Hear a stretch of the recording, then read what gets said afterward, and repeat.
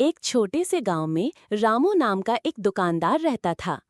उसकी एक छोटी सी किराने की दुकान थी जहां वो रोजमर्रा की चीजें बेचता था।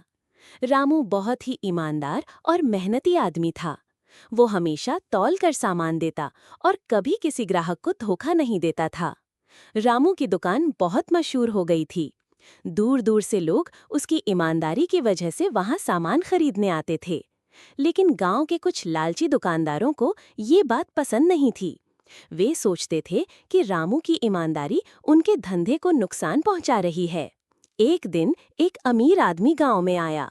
वो बहुत चतुर था और लोगों की ईमानदारी की परीक्षा लेना पसंद करता था। उसने रामू की दुकान पर जाकर कहा, मुझे 1 किलो शक्कर चाहिए, लेकिन अगर तुम तौल में थोड़ा कम दोगे तो मैं तुम्हें 2 गुना पैसे दूंगा। रामू मुस्कुराया और बोला, साहब, मैं 2 गुना तो छोड़िए, 100 गुना भी मिल जाएं, फिर भी मैं किसी को कम तौल कर नहीं दूंगा।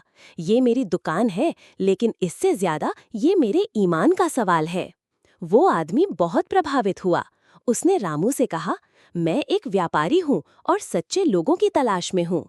मैं तुम्हें शहर में अपनी बड़ी दुकान का मालिक बनाना चाहता हूँ। चलो मेरे साथ।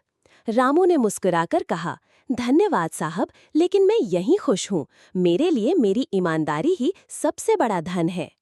उस आदमी ने गांव वालों से कहा, तुम लोग रामू से सीखो, सच्चाई और ईमानदारी कभी हारते नहीं। रामू की कहानी पूरे गांव में फैल गई और उसके ग्राहक और भी बढ़ गए।